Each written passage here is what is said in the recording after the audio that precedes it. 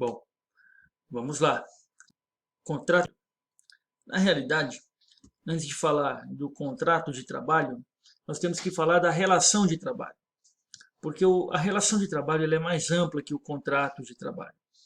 Por que eu digo isso? Porque o contrato ele tem um pressuposto na manifestação da vontade. E a relação de trabalho, muitas vezes, ela não se constitui por uma relação, por uma manifestação deliberada de vontade. As partes elas estão numa situação de que caracteriza a relação de trabalho e elas nem sabem que estão contratadas como tal.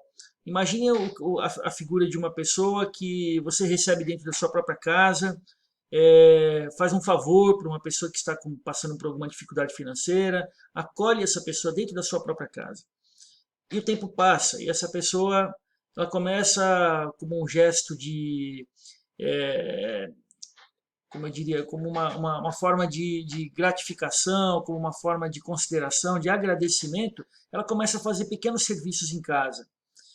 E você fica também um pouco, eu diria, constrangido de permitir que ela comece a fazer trabalhos em casa, né, domésticos, limpezas e tal, e você começa a fazer o quê? A gratificar, a remunerar. E esse processo ele vai evoluindo, vai evoluindo, vai evoluindo. Aquela pessoa que chegou na sua casa de favor se tornou um empregado. Mas vocês nunca ajustaram isso, né, de uma forma categórica, expressa, deliberada, e amanhã ela procura a justiça do trabalho e reivindica um vínculo de emprego.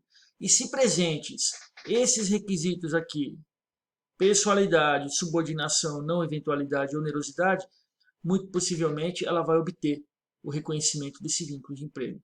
Então veja, a relação de trabalho ela não nasce tão somente da subjetividade das vontades manifestadas, né, num contrato, num negócio jurídico clássico, mas ela também pode surgir de uma forma objetiva, do próprio fato, da própria circunstância e da presença dos requisitos fáticos jurídicos de qualquer vínculo de emprego. Esse é um aspecto, né, do contrato de trabalho. Outro aspecto da relação de trabalho é que trabalho e emprego são dois conceitos também que são contidos um no outro. Trabalho é muito mais amplo do que emprego. O emprego é o contrato de trabalho, é a relação jurídico-trabalhista subordinada, né, protegida pela CLT, que tem toda aquela evolução histórica que nós já tratamos em aulas anteriores. Agora, quando nós pensamos em trabalho, o prestador de serviço regido lá pelo Código Civil é trabalhador. O profissional liberal que presta serviço, né, portanto, ele é um trabalhador. Essa relação de trabalho também vai ser uma relação de consumo. Vamos imaginar que o representante comercial e o contrato de agência de distribuição e o contrato de representação, eles são contratos sinônimos, também é uma situação de contrato de trabalho. O trabalho voluntário é um contrato de trabalho. Né? Então, nós vamos encontrar situações em que há desforço humano, há dispêndio humano, há o emprego de um fazer, mas que não envolve necessariamente a relação empregatícia, estritamente considerada. Portanto, nós devemos entender o trabalho como a relação lato sensu e a relação de emprego, que é a relação de trabalho estrito sensu, essa sim dotada dos requisitos da pessoalidade, subordinação, não eventualidade e onerosidade. Esses requisitos que nós vamos, então, evidenciar o típico contrato de trabalho estrito sensu, um contrato de emprego, que, doravante, nós vamos passar a estudar como objeto da nossa preocupação, da nossa disciplina, que é o do direito do trabalho. Entendendo que trabalho é muito mais amplo do que emprego e não é comum, não é usual trabalharmos com a ideia, né, empregarmos a ideia direito do emprego. Não, vamos trabalhar com a ideia de direito do trabalho mesmo. Mas lembrando que o trabalho a que nós nos referimos é o stricto sensu. Aqui eu mostro para vocês, em sentido amplo, figuras de contratos de trabalho em sentido amplo, lato sensu, o autônomo, o eventual, o avulso, o voluntário, o estagiário. Aqui nós temos algumas figuras de contrato de trabalho em stricto sensu. O aprendiz, inclusive regido pela CLT, o empregado diretor, que tem nuances, né, no que diz respeito à subordinação. O empregado rural, que é um empregado, mas ele não é regido pela CLT, ele tem lei própria para reger essa relação. Tem o empregado temporário e temos também o empregado doméstico, que temos uma lei complementar 150 que rege o trabalho doméstico com peculiaridades. Né? E aqui nós fazemos referências à súmula 269, que vai tratar do empregado diretor de sociedade. O empregado em domicílio é o empregado, mas ele tem também situações específicas, né, também do teletrabalho, o artigo 6º, o artigo 62 tem disposições novas sobre esse tipo de trabalho, teletrabalho. O empregado doméstico, que é a Lei Complementar 150 de 2015, o empregado temporário, 6.014 e de 74, o empregado rural, Lei 5889 de 73, o aprendiz que está, né, que é um contrato de trabalho especial, que está previsto no artigo 428, 429 da CLT. Vamos falar agora desses requisitos, né, do contrato de trabalho, considerado o contrato de trabalho standard, né, o contrato clássico. O primeiro deles é a pessoalidade. Significa que a prestação de serviço pelo próprio trabalhador sem que seja substituído constantemente por terceiros. Então, veja, eu sou um professor, trabalho numa instituição, sou empregado dessa instituição, o vínculo seletista, carteira de trabalho, e eu falto. Eu posso mandar um amigo, um colega, professor, da minha escolha para me substituir? Não posso. A relação é pessoal.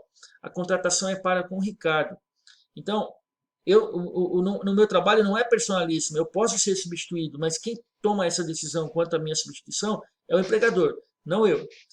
A minha obrigação é de prestar o trabalho de forma pessoal. Essa é a ideia de pessoalidade. A ideia da pessoalidade é importante porque quando se contrata pessoa jurídica, né, como interposta, né, dando a possibilidade, inclusive, de que um preposto, um representante, um terceiro, venha a realizar o serviço no lugar daquele que é o titular da pessoa jurídica, você está quebrando a ideia da pessoalidade. Então, a pejotização ela é um fenômeno que nós consideramos assim uma simulação trabalhista. Por quê?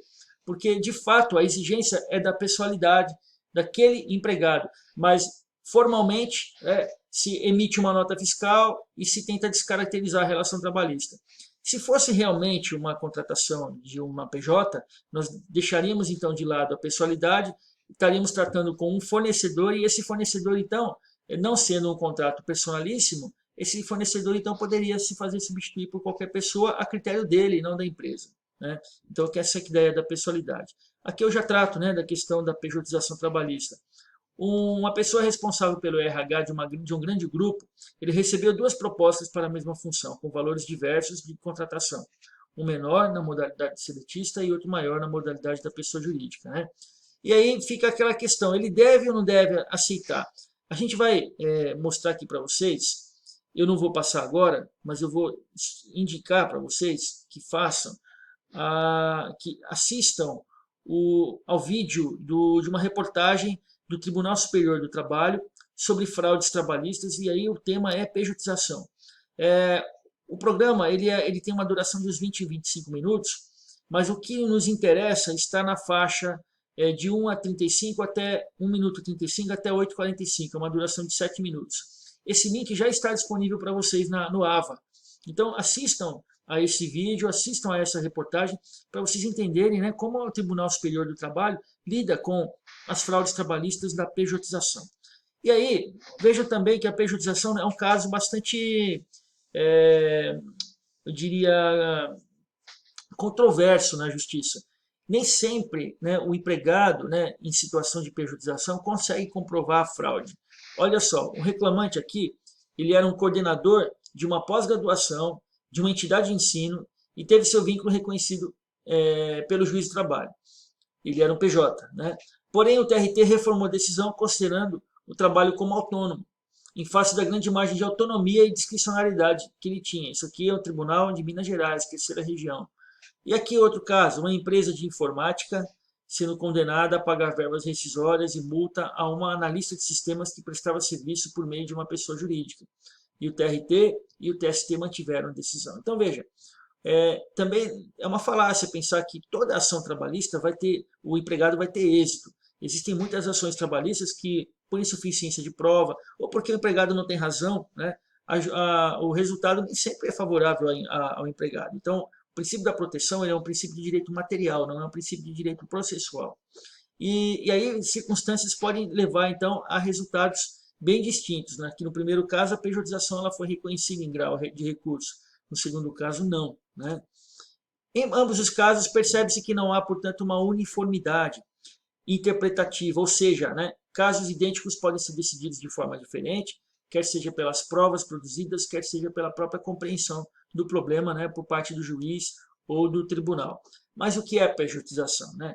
É o meio utilizado para se praticar uma ilegalidade, na medida em que se frauda o contrato de trabalho para descaracterizar a relação de emprego existente mediante criação regular de uma empresa.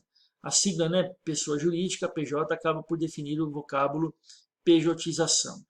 A pejotização é utilizada, então, para fraudar a lei, porque a relação existente entre o trabalhador e o tomador é uma relação típica de emprego. Tem ali pessoalidade, e sobretudo pessoalidade, tem a onerosidade, tem a não eventualidade e tem a subordinação. Né?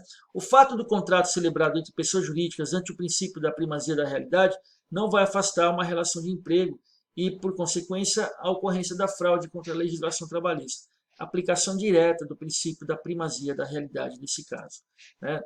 Aqui nós falamos agora da diferença entre uma relação de emprego e relação de trabalho autônomo, entrando já no tema da subordinação trabalhista. Eu vou tratar desse tema porque ele é um tema muito importante, ele vai requerer um bom tempo, eu só tenho praticamente 3 minutos para encerrar esse vídeo, então eu vou tratar desse tema no vídeo seguinte.